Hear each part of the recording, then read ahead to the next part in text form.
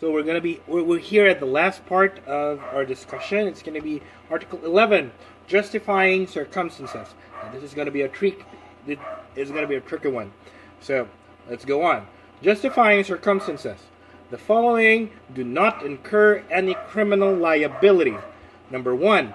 Anyone who acts in defense of his person or right, provided that the following circumstances occur. First, unlawful aggression. Second, reasonable necessity of means employed to prevent or repeal it. Third, lack of sufficient provocation on the part of the person defending himself. Number 2, anyone who acts in defense of the person or rights of his spouse, ascendants, descendants, or legitimate, natural, or adopted brother or sister, or his relatives by affinity, in the same degree, and those consanguinity within the fourth civil degree, provided that the first and second requisite prescribed in the next preceding circumstance are present, and the further requisite in the case revocation was given by the person attacked, that the one making defense had no part therein. Number 3, anyone who acts in defense of the person or rights of a stranger, provided that the first and second requisites mentioned in the first circumstance of this article are present, and that the person defending be not induced by revenge, resentment, or other evil motive. Number 4, any person who, in order to avoid an evil or injury, does not act which causes damage to another, provided that the following requisites are present. First, that the evil sought to be avoided actually exists. Second, that the injury feared be greater than that done to avoid it. And third, that there be no other practical or less harmful means of preventing it. Number 5, any person who acts in the fulfillment of a duty or in the lawful exercise of a right or office. Number 6, any person who acts in obedience to an order issued by a superior for some lawful purpose. Alright, so for justifying circumstances, the actor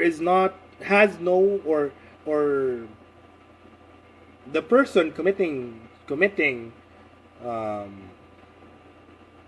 the offense or the act is not criminally liable, and also the actor is likewise free from any civil liability except when it falls under paragraph 4 of this article, which says that any person, in order to avoid an evil or injury, does not act which causes damage to another, provided that the following requisites are present. So Article 4. Now for Article 1. Article 1 basically talks about self-defense. Now self-defense is a justifying circumstance. So what are the requisites? Now there are requisites for paragraph 1 for the self-defense. Now the requisites are: there is an unlawful aggression. Number 1, unlawful aggression. Number 2, reasonable necessity of the means employed to prevent or repeal it. And number 3, lack of sufficient provocation on the part of the person defending himself. Now, what is unlawful aggression? Unlawful aggression is an assault or an attack or a threat thereof in an imminent or immediate manner, which places the defendant's life in actual peril. Alright? Now, unlawful aggression is equivalent to an assault or an attack, or at least a threatened assault or attack of immediate and imminent kind. Alright, so that's unlawful aggression.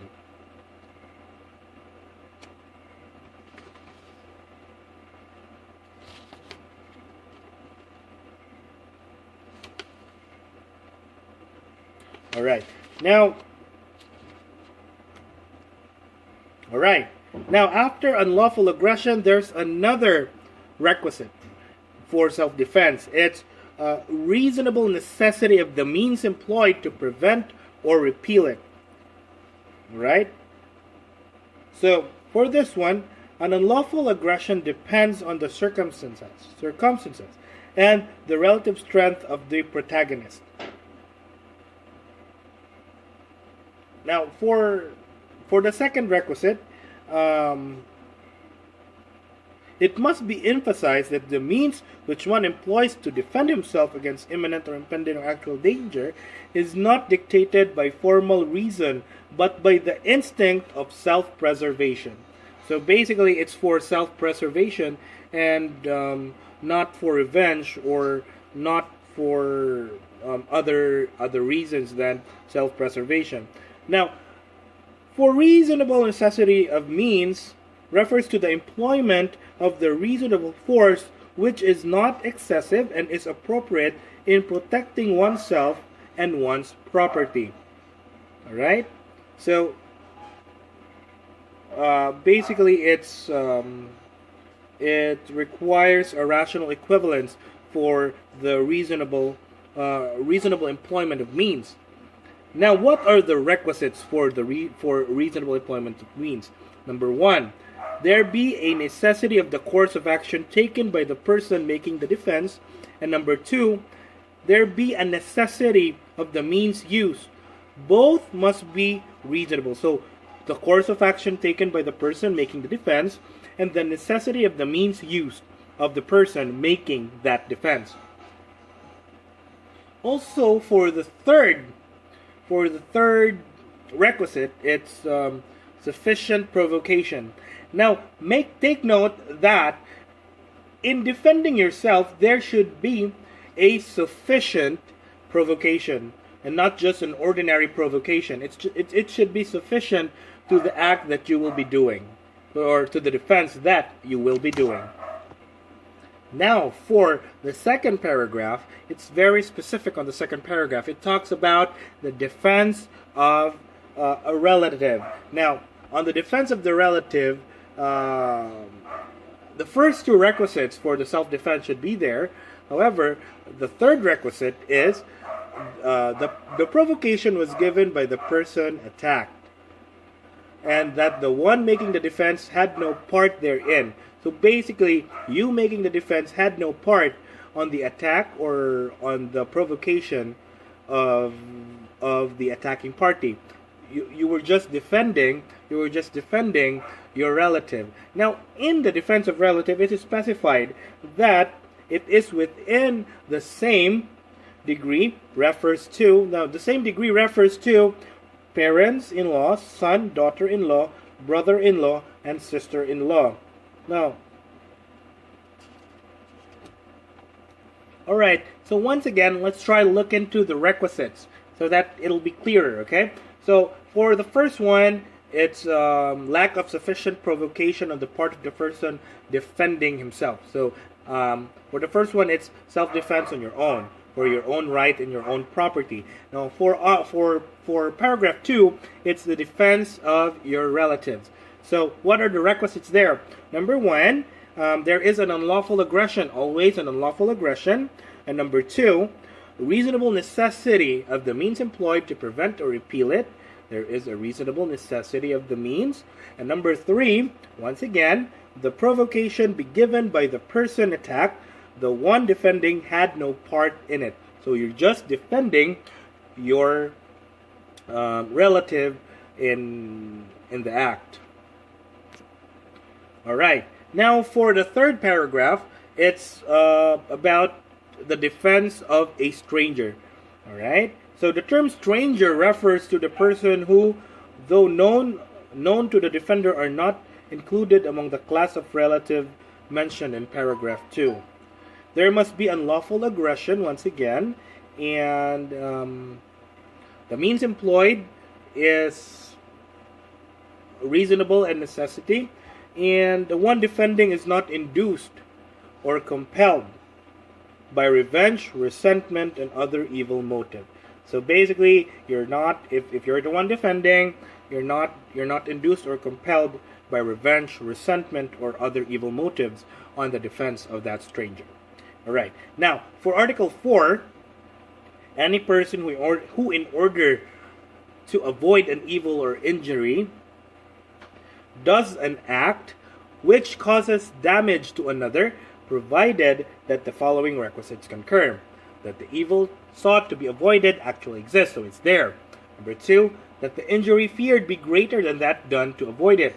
And number 3, there be no other practical or less harmful means of preventing it. Right? Now, it's very specified that there is a state of necessity. Alright? Now, the evil must actually exist, and it must not just exist in the mind of the perpetrator claiming the justifying circumstances. Now, the injury feared refers to the injury which might result or which might be caused to the person or to the property of the person who claimed this circumstance if he will not do the act complained of, which under circumstances is the most practical thing to do. So it's a practicality, and basically it's a defense for yourself. Alright? Now for Article 5, it states that it's any person who acts in the fulfillment of a duty or in the lawful exercise of a right or an office. So it is specified that the person is fulfilling or performing a duty, a lawful duty, and the person committed an act which causes damage or injury to another. The injury was the consequence of, once again, the injury was a consequence of the lawful performance of a duty or in the lawful exercise of the right or office. So basically, it's the person is performing a lawful act or duty while committing the offense. Now, number 6, the last one. Any person who acts in the obedience of an order issued by a superior for some lawful purpose. Now for this one, it's not just the obedience to an order. Let's look into the last two words of that paragraph. It says lawful purpose. Alright? So it's an obedience of a superior, but there is a lawful purpose at the end. So do not be swayed with just the obedience of an order, but rather it should be the act done should be with a lawful purpose. Now, what are the requisites for paragraph 6? Now, the person was ordered to perform an act which causes the damage to another, and the order was issued. Now, this order was issued by a superior, and the order is for a lawful purpose, not for any other purpose. It's a lawful purpose. Alright? Now, blind obedience to any order could not justify one's act, and he must perform it in accordance with a lawful order. If the order is not lawful, he is not duty-bound to obey it. Right? So, basically, for Article 11, once again, it's justifying circumstance. And for justifying circumstance, you will not have criminal liability, and your civil liability is since there was no crime committed at all in justifying circumstance, then you are not civil, or there is no civil liability attached to the act that was done, since it's a defense to your right. Once again, number 1, it's a defense to a person's rights and property. Number 2, it's the defense of a relative. Number 3, defense of a stranger.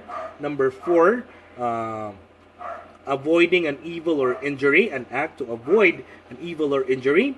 Number 5, an act in the performance or in the fulfillment of a duty. And number 6, a person who acts in the obedience of his superior for a lawful purpose. Never forget that. Those 6 justifying circumstances are very important, and it will maybe save you in the near future. So thank you very much for listening. That was Article 2 to 11. I'll cut into small videos so that it'll be easier to upload.